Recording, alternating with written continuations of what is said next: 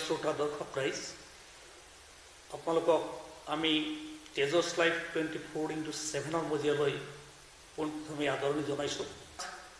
আৰু এই অনুষ্ঠানলৈ আমি বিশেষভাৱে এগৰাকী ব্যক্তিক আমন্ত্ৰণ কৰি আনিছোঁ, যিগৰাকী ব্যক্তিয়ে অকল বিদ্যায়তনিক ক্ষেত্ৰখনতেই নহয়, তেওঁ সামাজিক আঞ্চলিক ৰাজনৈতিক ক্ষেত্ৰখনৰ সৈতে বিভিন্ন ধৰণে ওতপ্ৰোতভাৱে জড়িত হৈ আছে। আৰু সেইগৰাকী ব্যক্তি হ'ল আমাৰ 41 নং ভৱানীপুৰ সমষ্টিৰ দুবাৰৰ প্ৰাক্তন বিধায়ক ডক্টৰ মনোৰঞ্জন দাস। নমস্কাৰ ৰাজনগৰীয়া। হয়, নমস্কাৰ। এতিয়া আপোনাৰ সৈতে আমি কিছু কথা পাতিব বিচাৰিছোঁ। আপোনাৰ ব্যক্তিগত জীৱন, পাৰিবাৰিক জীৱন, আপোনাৰ আঞ্চলিক ৰাজনৈতিক ক্ষেত্ৰখনৰ সৈতে আপুনি সুদীৰ্ঘকাল জড়িত হৈ আহিছে, এই বিষয়ে আৰু আপোনাৰ ভৱিষ্যত পৰিকল্পনা সম্বন্ধে বা আঞ্চলিক ৰাজনীতিৰ ভৱিষ্যত সম্পৰ্কে আমি আপোনাৰ সৈতে কিছু পৰিমাণে আমি কথা পাতিব বিচাৰিছোঁ। আৰু এই ক্ষেত্ৰত আমি প্ৰথমেই জানিব বিচাৰিছোঁ যে আপুনি অসমৰ প্ৰথমটো আঞ্চলিকতাবাদী ৰাজনৈতিক দল অসম গণ পৰিষদ দলৰ সৈতে প্ৰতিষ্ঠা কালৰ পৰাই আপুনি সুদীৰ্ঘকাল জড়িত হৈ আহি আছে। আৰু এই সমষ্টিটোৰ পৰাই আপুনি দুবাৰকৈ অঞ্চলটোৰ ৰাইজক প্ৰতিনিধিত্ব কৰিছে। এতিয়া প্ৰশ্ন হ'ল, যদিও সাম্প্ৰতিক সময়ত আমাৰ দেখা যায় যে আঞ্চলিক ৰাজনৈতিক যিটো ধাৰা, এই ধাৰাটোৰ প্ৰতি বিভিন্ন প্ৰশ্ন উত্থাপন হোৱা দেখা গৈছে। এনেকৈ আপোনাৰ বহু সতীৰ্থই এই আঞ্চলিক ৰাজনীতিৰ যিটো মূল সুঁতি, এই মূল সুঁতিৰ পৰা আঁতৰি গৈ বিভিন্ন ৰাজনৈতিক দলত যোগদান কৰিছে। কিন্তু আমি দেখিছোঁ যে আপুনি সুদীৰ্ঘকাল প্ৰতিষ্ঠা কালৰ পৰাই আপুনি জড়িত আছে আঞ্চলিকতাবাদী ৰাজনীতিৰ সৈতে। আপুনি এতিয়াও অটল অবিচল হৈ আছে। এই ক্ষেত্ৰত আঞ্চলিকতাবাদী যিটো নীতি দৰ্শনত অবিচল হৈ আছে, আপোনাক কিহে প্ৰেৰণা যোগাই আহিছে? চাওক, অসমখন এনেকুৱা এখন ৰাজ্য, যিখন ৰাজ্যত সৰ্বভাৰতীয় ৰাজনৈতিক দলে বেছিভাগ সময়ে শাসন কৰি ৰাজ্যখনৰ কোনো ধৰণৰ উন্নয়ন তেওঁলোকে কৰিব নোৱাৰিলে। এটা সময়ত চিন্তা হ'ল অসমৰ জনসাধাৰণৰ মাজত, তাত হয়তো আমিও সোমাই পৰিলোঁ, যে অসমখনৰ যদি আমি উন্নতি সাধন কৰিব লাগে আৰু অসমৰ যিখিনি আমাৰ সম্পদ আছে, এই সম্পদখিনিক যদি আমি সুন্দৰভাৱে ব্যৱহাৰ কৰিব পাৰোঁ আৰু অসমত বসবাস কৰা বিভিন্ন জাতি, ধৰ্ম, বৰ্ণ, গোষ্ঠীৰ মানুহক আমি একত্ৰিত কৰি পেলাই এখন বৰ অসম গঠন কৰিবৰ কাৰণে নিশ্চয় এটা আঞ্চলিক শক্তিৰ প্ৰয়োজনীয়তা আছে, যিটো প্ৰয়োজনীয়তা সৰ্বভাৰতীয় ৰাজনৈতিক দলে ইমান দিনে পূৰণ কৰিব নোৱাৰিলে। গতিকে এনেকুৱা এটা চিন্তাত অসমৰ স্বাৰ্থতেই, বিশেষভাৱে অসমৰ জনসাধাৰণৰ স্বাৰ্থতে, বিভিন্ন ভাষা ভাষী ৰাইজৰ স্বাৰ্থতে আমি আঞ্চলিক ৰাজনীতিত আমি সোমাই পৰিছিলোঁ। আৰু আজিও আমি অটল অবিচল হৈ আছোঁ। আৰু এনেকুৱা ধৰণৰ আমাৰ এটা চিন্তা আছে যে এই আঞ্চলিক ৰাজনীতিৰ জৰিয়তে আমি অসমখনক আমি উন্নয়নৰ ক্ষেত্ৰত আগুৱাই লৈ যাব পাৰিম। আমি জানো আপুনি এতিয়া বজালী জিলাত, আপুনি সৰুপেটাৰ বাসিন্দা। আপুনি স্থানীয় সৰুপেটাৰ BSB মহাবিদ্যালয়ৰ আপুনি প্ৰাক্তন ভাৰপ্ৰাপ্ত অধ্যক্ষ হিচাপে আপুনি অৱসৰ গ্ৰহণ কৰিছে। হয়। আৰু এই ক্ষেত্ৰত আপুনি অঞ্চলটোৰ বৌদ্ধিক নাইবা শৈক্ষিক ক্ষেত্ৰখনলৈ আপুনি বৰঙণি যোগাই আহিছে। অসম আন্দোলনেৰে জড়িত আঞ্চলিক ৰাজনীতিৰ এগৰাকী ধ্বজাবাহক আপুনি, আৰু সেই হিচাপে আপুনি এক সুকীয়া পৰিস্থিতি লাভ কৰিছে। ছাত্ৰাৱস্থাৰ পৰাই চাগে আপুনি আঞ্চলিকতাবাদী ৰাজনীতিৰ সৈতে আপুনি জড়িত হৈ পৰিছিল, আমি অনুমান কৰিছোঁ। আপুনি এই বিষয়ে ক'ব নেকি যে আপোনাক এই আঞ্চলিকতাবাদী যিটো ৰাজনৈতিক ধাৰা ইমান দিনে আপোনাক জীয়াই ৰখাত কিহে প্ৰথিত কৰি আহিছে? চাওক, মই নিশ্চিতভাৱে ছাত্ৰাৱস্থাৰ পৰাই আঞ্চলিক ৰাজনীতিত মই সোমাই পৰিছোঁ। মই প্ৰথমতে সদৌ অসম ছাত্ৰ সন্থাৰ এগৰাকী সক্ৰিয় কৰ্মী আছিলোঁ। আৰু মই এই সদৌ অসম ছাত্ৰ সন্থাৰ জৰিয়তে গুৱাহাটী বিশ্ববিদ্যালয়ৰ স্নাতকোত্তৰ ছাত্ৰ সন্থাৰ মই সহকাৰী সাধাৰণ সম্পাদক মই নিৰ্বাচিত হৈছিলোঁ। এইটো কিমান চনৰ কথা? এইটো মোৰ হ'ল 1973-74 চন। আৰু তেতিয়াই আমি আমাৰ যিটো খাদ্য আন্দোলন আৰম্ভ হৈছিলে, সেই খাদ্য আন্দোলনত মই 3 মাহ জেল খাটিবলগীয়া হৈছিলে। সেই সময়ৰ KPS গিল প্ৰখ্যাত পুলিচ বিষয়া, তেওঁ আমাক এৰেষ্ট কৰিছিলে আৰু 3 মাহ জেল খাটিবলগীয়া হৈছিল। তাৰ আগতে মই আমাৰ যে মাধ্যম আন্দোলন আছিল, যেতিয়া মই কলেজৰ ছাত্ৰ আছিলোঁ, মই BS কলেজ হাউলিত পঢ়িছিলোঁ আৰু সেই সময়ত মাধ্যম আন্দোলনত মই জঁপিয়াই পৰিছিলোঁ। অসমীয়া মাধ্যম আন্দোলনৰ যি আন্দোলন হৈছিল সকলোৱে জানে। আৰু তেতিয়া মই গোবৰ্ধনা অঞ্চলত মই বসবাস কৰিছিলোঁ, বৰপেটাৰ উত্তৰত। আৰু তাত ছাত্ৰ সন্থা নাছিল, আৰু তাত মই ছাত্ৰ সন্থা গঠন কৰি পেলাই, আঞ্চলিক ছাত্ৰ সন্থা গঠন কৰি মই সদৌ অসম ছাত্ৰ সন্থাক তাত প্ৰতিষ্ঠা কৰিছিলোঁ। ভাষা আন্দোলনত মই জড়িত হৈ পৰিছিলোঁ। তাৰপিছত যেতিয়া মই বিশ্ববিদ্যালয়লৈ যাওঁ, বিশ্ববিদ্যালয়তো মই সদৌ অসম ছাত্ৰ সন্থাৰ সমৰ্থনত মই গুৱাহাটী বিশ্ববিদ্যালয়ৰ স্নাতকোত্তৰ ছাত্ৰ সন্থাৰ সহকাৰী সাধাৰণ সম্পাদক নিৰ্বাচিত হৈছিলোঁ। তাৰপিছতে মই নিশ্চিতভাৱে যেতিয়া মোৰ বিশ্ববিদ্যালয়ৰ শিক্ষা শেষ হ'ল, মই দৰাচলতে ইউনিভাৰ্চিটি হোষ্টেলৰ পৰাই আহি পেলাই সৰুপেটা পাইছিলোঁ। আৰু সৰুপেটাত আহি পেলাই কলেজখনত মই লাগি গৈছিলোঁ। কলেজখন তেতিয়া একেবাৰে নতুন অৱস্থাৰ কলেজ, আৰু আমি তাত আত্মনিয়োগ কৰি পেলাই এই অঞ্চলৰ আমাৰ যিটো পুৰণি ভৱানীপুৰ সমষ্টিৰ প্ৰথমখন কলেজ, এই কলেজখনত সুন্দৰভাৱে প্ৰতিষ্ঠা কৰি এই অঞ্চলত যাতে আমি শিক্ষাৰ দিশটোক আগুৱাই লৈ যাব পাৰোঁ, তাৰ কাৰণে মই আত্মনিয়োগ কৰিছিলোঁ। তাৰপিছতে আহি পৰিল কিছু 2-3 বছৰমান পিছত অসম আন্দোলন। আৰু মোৰ যিহেতুকে জাতীয়তাবাদী এটা চিন্তা চৰ্চা আছে, আৰু সেই চিন্তা চৰ্চাৰ বলতেই মই অসম আন্দোলনত জঁপিয়াই পৰিলোঁ। এই অঞ্চলত মই অসম আন্দোলনক মই নেতৃত্ব দি পেলাই আন্দোলনটো সুস্থভাৱে আগুৱাই নিয়াত মই বৰগনি যোগাইছিলোঁ। আৰু এই অঞ্চলৰ সকলো ৰাইজে এই আন্দোলনত সুন্দৰ সমৰ্থন কৰি পেলাই আন্দোলনটো সফল কৰাত তেওঁলোকে লাগি পৰিছিল। আমি আপোনাৰ কথাৰ পৰা নিশ্চিত হ'ব পাৰোঁ, আমাৰ যিবিলাক ৰাজ্যখনৰ যিবিলাক জ্বলন্ত সমস্যা, এই সমস্যাবিলাকৰ সৈতে আপুনি জড়িত হৈ আহি আপোনাৰ যিটো আঞ্চলিকতাবাদী যিটো চিন্তা, এই চিন্তাটোক আপোনাৰ সমৃদ্ধ কৰিছিল, আৰু তেনেধৰণেই আপুনি পৰৱৰ্তী সময়ত অসম আন্দোলনৰ সৈতে জড়িত হৈ পৰিছিল। এতিয়া আমি অসম আন্দোলনৰ কথা যিহেতু ওলাইছে, আমি প্ৰত্যক্ষ কৰিছোঁ যে আপোনালোকৰ দৰে একাংশই আন্দোলনৰ মূল উদ্দেশ্যক সফল কৰি তোলাৰ বাবে অহৰহ পৰিশ্ৰম কৰিছিল অঞ্চলটোত। আৰু সেই আন্দোলনত খৰ্গেশ্বৰ তালুকদাৰ, যিগৰাকীক আমি অসম আন্দোলনৰ প্ৰথমগৰাকী শ্বহীদ হিচাপে আমি সকলোৱে জানো, তেওঁৰ সৈতে মুঠ 860 গৰাকী শ্বহীদ হৈছিল। অসংখ্য নিৰ্যাতিত, সন্ধানহীন আৰু ঘূণীয়া হৈছিল। কিন্তু পৰিতাপৰ বিষয়, অসম আন্দোলনৰ যিটো মূল উদ্দেশ্য আছিল বিদেশী বহিষ্কাৰ, যাৰ কাৰণে বহুত আমাৰ ডেকা ল'ৰা ঘূণীয়া হৈছিল। আপুনি প্ৰত্যক্ষভাৱে সেই আন্দোলনত যিহেতু জড়িত। এতিয়া আপোনাৰ এনেকুৱা অনুভৱ হয় নেকি যে অসম আন্দোলন সমাপ্ত হোৱাৰ প্ৰায় 2.5 বছৰ উপনীত হওঁ এতিয়া, এই সময়তো অসম আন্দোলনৰ যিটো মূল উদ্দেশ্য অবৈধ বিদেশী নাগৰিক বহিষ্কাৰ, সেইটোৰ এতিয়াও সমাধান হোৱা নাই। এই কথাটো আপোনাক এতিয়াও ব্যথিত কৰি তোলে নেকি? আপুনি কি ক'ব এতিয়া? নিশ্চিতভাৱে আমাৰ যিটো আন্দোলনৰ অসম আন্দোলনৰ মূল উদ্দেশ্য আছিল, সেই মূল উদ্দেশ্যত আমি আজিও উপনীত হ'ব পৰা নাই। অসম আন্দোলনৰ যিখন চুক্তি আছিল, এই চুক্তিৰ কিছু দফা হয়তো পূৰণ হৈছে, কিন্তু যিটো মূল উদ্দেশ্য 6 নম্বৰ দফাকে আদি কৰি যিটো আমাৰ মূল উদ্দেশ্য বিদেশী নাগৰিক বিতৰণ, এই ব্যৱস্থাটো এতিয়াও হৈ উঠা নাই। আমি নিশ্চয় এই কথা আমি চিন্তা কৰোঁ যে অসমত 860জন শ্বহীদ হ'ল।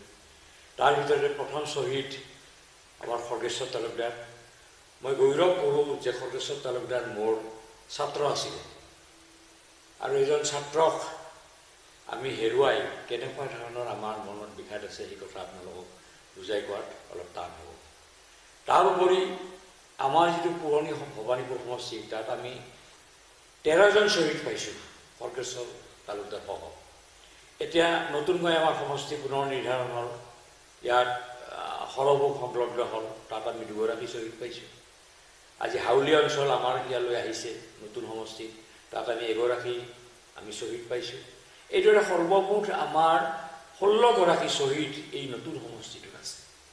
গতিকে এই 16জন শ্বহীদৰ প্ৰতি আমি শ্ৰদ্ধা নিবেদন কৰাৰ সময়ত আমাৰ মনে কান্দি উঠে যে আমাৰ যিটো মূল উদ্দেশ্য, এই উদ্দেশ্যত আজি সফল হ'ব পৰা নাই। কিন্তু এইখিনিতে আমি আপোনালোকক ক'ব লাগিব যে এই যিটো আমাৰ মূল উদ্দেশ্য বিদেশী নাগৰিক বিতৰণ কৰা, এইটো কেন্দ্ৰৰ বস্তু, ৰাজ্য চৰকাৰৰ বস্তু নহয়। কেন্দ্ৰইহে ইয়াক বিতৰণ কৰিব পাৰে। বিভিন্ন ধৰণৰ চেষ্টা চলাই থকা হৈছে, হয়তো বিদেশী ন্যায়াধিকৰণৰ আৰম্ভ কৰা হৈছে, চিনাক্তকৰণো কৰিছে, হয়তো মানে যিমান পৰিমাণে চিনাক্ত হ'ব লাগিছিল, যিমান পৰিমাণে ইয়াৰ পৰা বিদেশী বিতৰণ হ'ব লাগিছিল, সিমান ধৰণে হোৱা নাই। আৰু এইটো দৰাচলতে ক'বলৈ গ'লে কেন্দ্ৰৰ হেমাহিৰ কাৰণে আজি অসমত এনেকুৱা ধৰণৰ এটা পৰিস্থিতি হৈছে। কাৰণ অসম চৰকাৰে অকলে, যিয়ে চৰকাৰ নহওক, যি দলৰে চৰকাৰ নহওক, অকল অসম চৰকাৰে এই বিদেশী নাগৰিকৰ সমস্যাটো দূৰ কৰিব নোৱাৰে। ইয়াৰ কেন্দ্ৰত নিশ্চয় ইয়াতে মানে তেওঁলোকৰ হস্তক্ষেপ লাগিব, তেওঁলোকে ব্যৱস্থা ল'ব লাগিব। তাৰপিছতহে আমি বিদেশী বিতৰণ কৰিব পাৰিম। আৰু তেনেকুৱা এটা কাৰণতে আজি অসমৰ পৰা যি উদ্দেশ্যত আমি অসম আন্দোলন কৰিছিলোঁ, সেই উদ্দেশ্যত আমি সফল কাম হ'ব পৰা নাই। আৰু এইটোৱে আমাক মনকষ্ট নিশ্চিতভাৱে দিয়ে। আমি অনুভৱ কৰোঁ, অইন 10জনেও এইটো অনুভৱ কৰে, অসম আন্দোলনৰ পৰিসমাপ্তিৰ পিছত অসম আন্দোলনৰ গৰ্ভতেই অসম গণ পৰিষদ যিটো প্ৰথমটো আঞ্চলিকতাবাদী দল ভূমিষ্ঠ হৈছে। আমি ভাবোঁ যে আপোনালোকে কোনো কাৰণতেই এই বিদেশী বিতৰণৰ যিটো সমস্যা আজিলৈকে সমাধান নোহোৱাটো আপুনি নিজেই কৈছে, আপোনালোকে সেই দায়িত্বৰ পৰা আঁতৰিব নোৱাৰে। নিশ্চয় এইটো আমাৰ সদৌ সমগ্ৰ অসমবাসীৰেই আপোনালোকলৈ প্ৰশ্ন। ইয়াৰ পিছতে আন এটা ডাঙৰ প্ৰশ্ন যে আঞ্চলিকতাবাদী নীতি দৰ্শনত বিশ্বাসী আপোনালোকে ৰাষ্ট্ৰীয়তাবাদী বিজেপি দলৰ সৈতে লগ হৈ অসমত আমাৰ যিটো চৰকাৰ চলাই আছে, অংশীদাৰ হিচাপে আপোনালোক আছে, এনে কাৰ্যই আঞ্চলিকতাবাদী যিটো আপোনালোকৰ যিটো নীতি আদৰ্শ, আঞ্চলিকতাবাদৰ যিটো নীতি আদৰ্শ, সেই নীতি আদৰ্শক ক'ৰবাত লঘু কৰা যেন নালাগে নেকি বাৰু আপোনাৰ? চাওক, এতিয়া কথা হ'ল যে আমি অসম গণ পৰিষদ দল গঠন কৰাৰ পিছতে আন্দোলনৰ পৰিসমাপ্তিত আমি দুবাৰকৈ চৰকাৰ গঠন কৰিছোঁ। আমাৰ ইচ্ছা আছিল, আমাৰ উদ্দেশ্য আছিল যে আমি অসম গণ পৰিষদ দলে অসমৰ পৰা দুৰ্নীতি, অপশাসন, স্বৈৰাচাৰী এই আটাইবোৰ আঁতৰাই এখন সুন্দৰ অসম গঠন কৰাৰ আমাৰ যিটো পৰিকল্পনা, যিখন অসমত সকলো জাতি জনগোষ্ঠীৰ মানুহে একেলগে সমতাৰে সুন্দৰভাৱে বসবাস কৰি থাকিব পাৰিব, ঠিক তেনেকুৱা আমাৰ যিটো পৰিকল্পনা, এই পৰিকল্পনাত আমি 2 বছৰ শাসন কৰাৰ পিছত আমি শাসনত অধিষ্ঠিত হ'ব নোৱাৰিলোঁ। আৰু দৰাচলতে যেতিয়া শাসন নাথাকিব, শাসনৰ যেতিয়া অভাৱ হ'ব, তেতিয়া নিশ্চিতভাৱে আমি কিবা এটা উন্নয়ন কৰিবৰ কাৰণে আমি কিবা এটা আশ্ৰয় ল'বলগীয়া হয়। দেখা গ'ল যে আমাৰ যেতিয়া চৰকাৰ, দুবাৰ চৰকাৰ হৈ যোৱাৰ পিছত 15 বছৰ একেৰাহে কংগ্ৰেছ দলে অসম শাসন কৰিলে। আৰু সেই 15 বছৰীয়া যিটো কংগ্ৰেছৰ শাসন, এই শাসনক আমি অপশাসন হিচাপে গণ্য কৰিছোঁ। কাৰণ এই 15 বছৰ হয় এজন মুখ্যমন্ত্ৰীয়ে শাসন কৰিলে, তেওঁ পালি পহৰীয়া মন্ত্ৰী বা বিষয়াই অসমখন চলালে, কিন্তু 15 বছৰ সুযোগ পাই পেলাই যিটো ধৰণে অসমৰ উন্নতি সাধন কৰিব লাগিছিল তেওঁলোকে নোৱাৰিলে। আৰু শেষত আমি আঞ্চলিকতাবাদী যিটো আমাৰ অসম গণ পৰিষদ দল, এই দলৰ কৰ্মকৰ্তাসকলে আমি চিন্তা কৰিলোঁ যে দৰাচলতে এই অপশাসন যদি আমি আঁতৰাব নোৱাৰোঁ, আমি যদি ক'ৰবাত আশ্ৰয় আমি যদি ল'ব নোৱাৰোঁ, তেতিয়াহ'লে অসমৰ মানে সুন্দৰ যিটো প্ৰতিচ্ছবি গঢ়ি তোলাৰ আমাৰ আশা আছিলে, এই আশাত বাধাৰ সৃষ্টি হ'ব আৰু তেনেকৈ এটা পৰিকল্পনা কৰিয়ে আমি আঞ্চলিকতাবাদী হৈও আমি ৰাষ্ট্ৰীয়তাবাদৰ সহায় লৈ পেলাই বিজেপিৰ লগত আমি যোগ দিবলগীয়া হ'ল। আমাৰ বিজেপি দলৰ এতিয়া দ্বিতীয়বাৰৰ চৰকাৰ চলি আছে, আমাৰ মিত্ৰতা আছে তেওঁলোকৰ লগত। এতিয়া আকৌ নিৰ্বাচন আহিছে আৰু এই নিৰ্বাচনতো মিত্ৰতা থাকিব। আমি প্ৰত্যক্ষ কৰিছোঁ, যদিও আমাৰ আঞ্চলিকতাবাদ অন্তৰত এতিয়াও আছে আৰু থাকিব, তথাপিও আমি দেখিছোঁ যে এই চৰকাৰৰ লগত আমি মিত্ৰতা কৰি কিছু নহয় কিছু অসমৰ উন্নতি সাধন কৰিবৰ কাৰণে আমি সক্ষম হৈছোঁ। আগৰ যি 15 বছৰীয়া কংগ্ৰেছৰ মানে অপশাসন হৈছিল তাৰ তুলনাত কিছু নহয় কিছু উন্নতি হৈছে।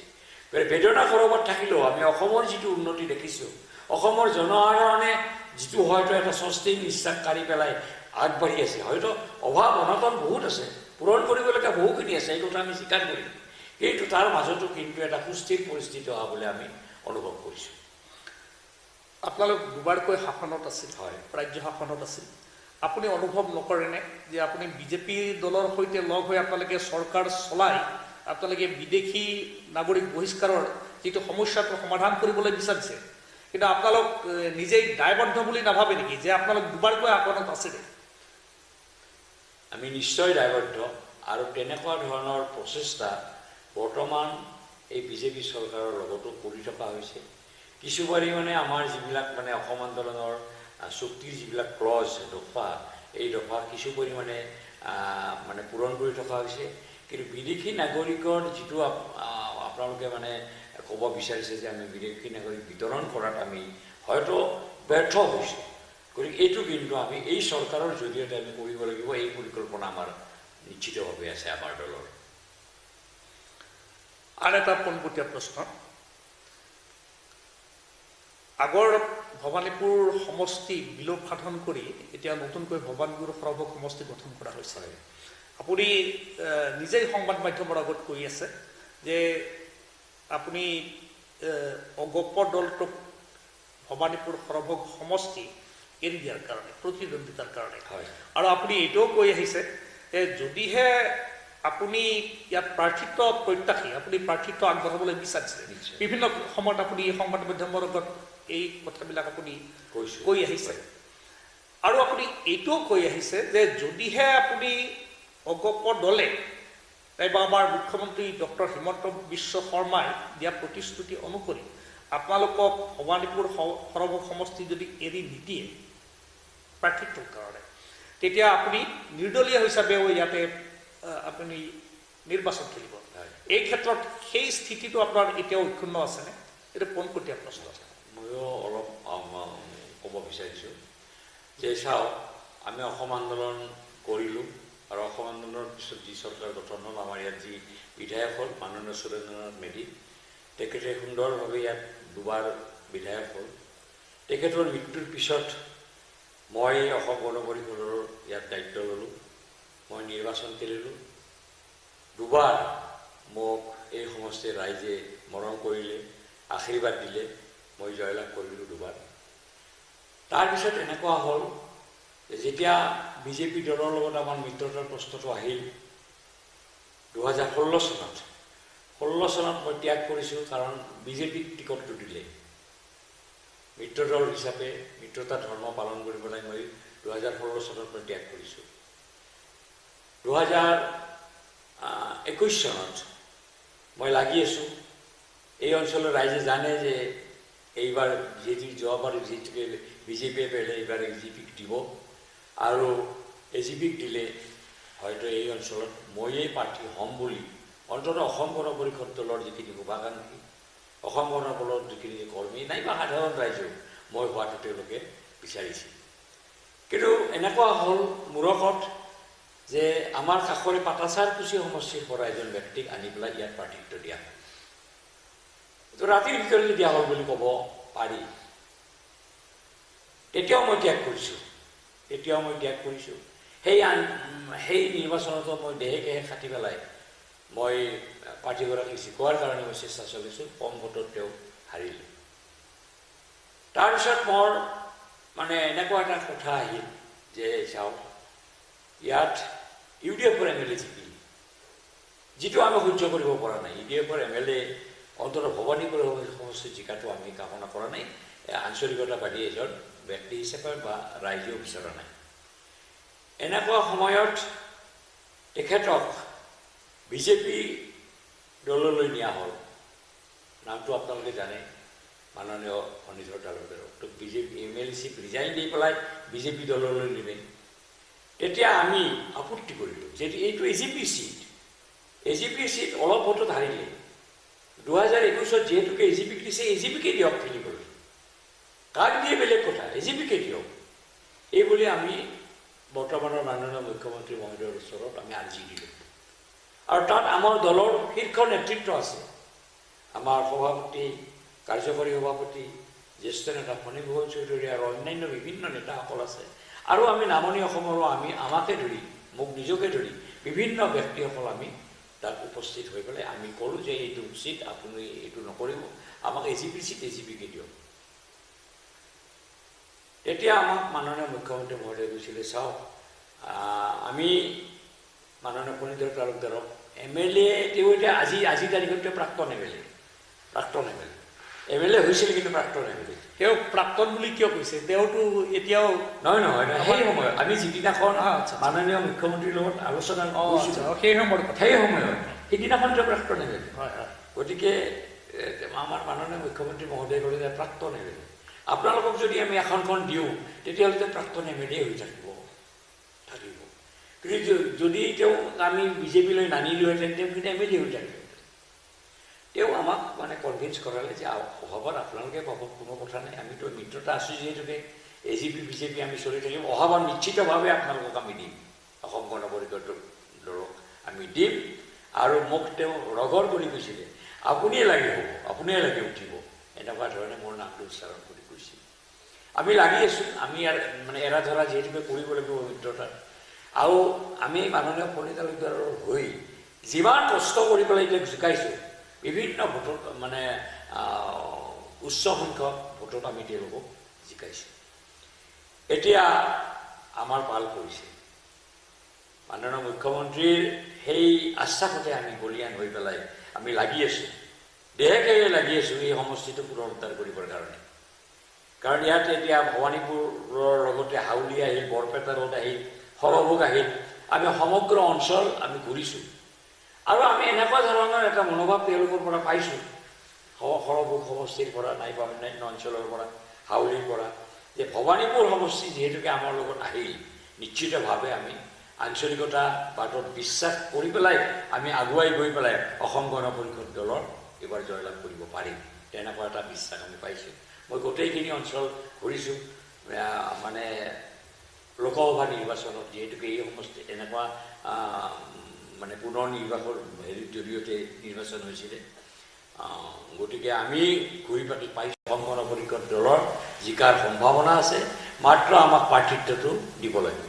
এতিয়া টনা-জনা চলি আছে, আপোনালোকে শুনিছে, মই ইয়াতে বঢ়াই কৰিতো নহ'ব যে মোকেই দিব বা অমুককেই দিব, টনা-জনা AGP বিজেপিৰ মাজত চলি আছে। কিন্তু এতিয়াও আমি আশাবাদী যে ভৱানীপুৰ শ্বহীদৰ সমষ্টি সম্পূৰ্ণৰূপে, মই আপোনাক ক'লোৱে যে বৰ্তমান এই গোটেই সম্পূৰ্ণ সমষ্টিটোত 16গৰাকী শ্বহীদ, তেনেকুৱা এটা 16গৰাকী শ্বহীদ থকা এটা সমষ্টি, য'ত প্ৰথম শ্বহীদ আছে, তেনেকুৱা এটা সমষ্টি বিভিন্ন বিচাৰ বিবেচনাৰে অসম গণ পৰিষদ দিব বুলি আমাৰ বিশ্বাস আছে, আত্মবিশ্বাস আছে। তৎসত্ত্বেও যদি ক'ৰবাত কিবা ব্যতিক্ৰম হয়, মই এইবাৰ শেষ নিৰ্বাচন বুলি ভাবি লৈছোঁ। দুইবাৰ বিধায়ক হ'লোঁ, এইবাৰ শেষৰ বাৰ, দুইবাৰ মই ছেক্ৰিফাইচ কৰিছোঁ, এইবাৰ মই শেষৰ বাৰৰ কাৰণে নিৰ্বাচন খেলিব মোৰ ইচ্ছা আছে। মই অসম গণ পৰিষদ দলতে বিশ্বাসী, অসম গণ পৰিষদ দলৰ পৰাই নিৰ্বাচন খেলিবলৈ পালে মই নিশ্চয় সুখী হ'ম আৰু ৰাইজেও মোক আশীৰ্বাদ দিব। তৎসত্ত্বেও যদি ইয়াৰ কিবা ব্যতিক্ৰম হয়, সময়ে হয়তো বিভিন্ন সময়ত আৱেগিক হৈ বিভিন্ন ধৰণৰ সংবাদ মাধ্যমত কথা কৈ অহাটো মই আজি অস্বীকাৰ নকৰোঁ। আৰু তেনেকুৱা যদি পৰিস্থিতি এটা আহি পৰে, নিশ্চয় মই অলপ চিন্তা চৰ্চা কৰি পেলাই মই শেষবাৰৰ নিৰ্বাচনটো খেলিম বুলি মই প্ৰস্তুত হৈছোঁ। ক'ৰবাত বুলি কৈছে আপুনি, ক'ৰবাত, এই ক্ষেত্ৰত ক'ৰবাত মানে আপোনালোকৰ যিটো শীৰ্ষ নেতৃত্ব,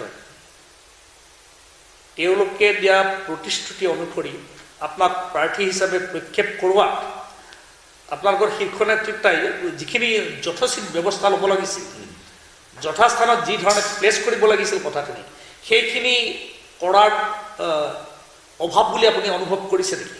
মই অভাৱ বুলি অনুভৱ কৰা নাই। এইকাৰণে যেতিয়া মই তেওঁলোকক কেইবাবাৰো মই লগ কৰিছোঁ শীৰ্ষ নেতৃত্ব, আমাৰ সমষ্টি, আমাৰ এই বৃহত্তৰ ভবানীপুৰ সৰ্ব সমষ্টিৰ আমাৰ যিখন সমষ্টি সমিতি আছে, এই সমষ্টি সমিতিৰ সাধাৰণ সভাত মোৰ সপক্ষে প্ৰস্তাৱ লোৱা হৈছে, মোক প্ৰাৰ্থিত্ব দিব লাগে। এই প্ৰস্তাৱ আমি তেওঁলোকক আমি নিজ হাতে আমি গৈ পেলাই আমি সশৰীৰে আমি দিছোঁ। তেওঁলোকে আশ্বাস দিছে আমি নিশ্চিতভাৱে আপোনাৰ এই দাবীটো, আপোনাৰ দাবী মানে ভৱানীপুৰ সৰ্ব সমষ্টিটো যদি অসম গণ পৰিষদক দিয়ে, এই দাবীটো আমি যথাস্থানত যথা সময়ত আমি উত্থাপন কৰিম। আৰু তেতিয়া আমাৰ যিটো মিত্ৰতা ধৰ্ম, এই মিত্ৰতাৰ ধৰ্মত আমি কেনেকুৱা ধৰণে আমি এইটো আগবাঢ়িব পাৰোঁ আমি নিশ্চিতভাৱে চেষ্টা কৰিম। গতিকে মই তেওঁলোকে যে কিবা চেষ্টা কৰা নাই নাইবা কোনো ধৰণৰ তেওঁলোকে ব্যৱস্থাই লোৱা নাই, এই কথাটো মই নাভাবোঁ। শেষ তথা অন্তিম প্ৰশ্ন, সমগ্ৰ ভাৰতবৰ্ষৰ পৰিপ্ৰেক্ষিততে আপোনাক সুধিছোঁ, আঞ্চলিকতাবাদী ৰাজনীতিৰ ক্ষেত্ৰত যিটো ধাৰা এটা সময়ত ঠন ধৰি উঠিছিল, হয়, বিভিন্ন ৰাজ্যত আঞ্চলিকতাবাদী দলে নিজাববীয়াকৈ চৰকাৰ গঠন কৰিছিল, আপোনালোক তাৰ জ্বলন্ত উদাহৰণ। নিশ্চয়। এতিয়া এই আঞ্চলিকতাবাদী যিটো ধাৰা ৰাজনীতি ভাৰতবৰ্ষত সক্ৰিয় নাইবা অব্যাহত থাকিবনে ভৱিষ্যতলৈকে, নে ইয়াত আপুনি কিবা শংকা দেখা পাইছে? আপুনি কি ক'ব এই বিষয়ে? এতিয়া চাওক, এতিয়া ভাৰতবৰ্ষত আঞ্চলিকতাবাদী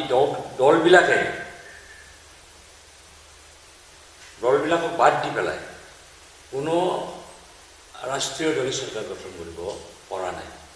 আজিও যিখন আমাৰ NDA চৰকাৰ, এই NDA চৰকাৰত আমাৰ আঞ্চলিকতাবাদী দল আছে, তাৰ জৰিয়তে তেওঁলোকে আজি চৰকাৰ গঠন কৰিছে।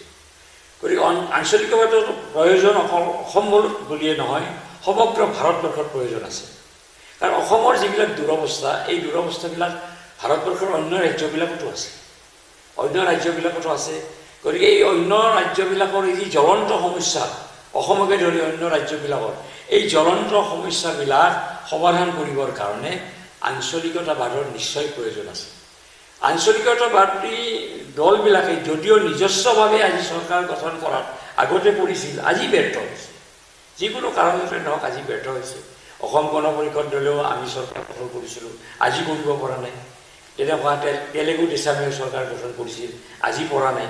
গতিকে এনেকুৱা ধৰণৰ যদিও অৱস্থা হৈছে, কিন্তু আমি নেতৃত্ব NDA চৰকাৰৰ বিজেপি দলক আমি সকীয়াই দিব লাগিব যে অসমৰ এইটো কৰা, বিহাৰৰ এইটো কৰা, অন্ধ্ৰৰ এইটো কৰা। এই আঞ্চলিকতাবাদীবিলাকে দলবিলাকে যদি আমি তেওঁলোকৰ লগ লাগি পেলাই যদি আমি এইটো সোঁৱৰাই নিদিওঁ, দেখুৱাই নিদিওঁ, তেতিয়াহ'লে ভাৰতবৰ্ষৰ উন্নতি, ভাৰতবৰ্ষৰ জনসাধাৰণৰ উন্নতি কোনো কাৰণত নহ'ব। সেইকাৰণে মই ভাবোঁ যে আজি আমাৰ সমগ্ৰ ভাৰতবৰ্ষত আঞ্চলিকতাবাদৰ প্ৰাসংগিকতা আছে। আপুনি এইখিনি কথাকেই কৈছে যে ফেডাৰেল গাঁথনিৰে যিটো আমাৰ ভাৰতবৰ্ষ, সেই ভাৰতবৰ্ষত প্ৰতিখন প্ৰদেশৰে জাতি জনজাতি নিশ্চয় আটাইৰে পৰা ভাষা সংস্কৃতি ইত্যাদি সুকীয়া, আৰু সেই ভাষা সংস্কৃতি সমৃদ্ধকৰণত নাইবা সংৰক্ষণত আঞ্চলিকতাবাদী দলেইহে সেইটো ব্যৱস্থা কৰিব পাৰিব বুলি আপুনি বিশ্বাস কৰিছে? নিশ্চয় নিশ্চয় মই বিশ্বাস কৰোঁ। প্ৰিয় শ্ৰোতা দৰ্শক ৰাইজ, এয়া আছিল আমাৰ আঞ্চলিকতাবাদী ৰাজনীতিৰ প্ৰবীণ ধ্বজাবাহক ডক্টৰ মনোৰঞ্জন দাস, আৰু আমি তেখেতক ধন্যবাদ জ্ঞাপন কৰিছোঁ। নমস্কাৰ। শ্ৰোতা ৰাইজ, আপোনালোকে নিশ্চয় চাই থাকিব তেজছ লাইভ।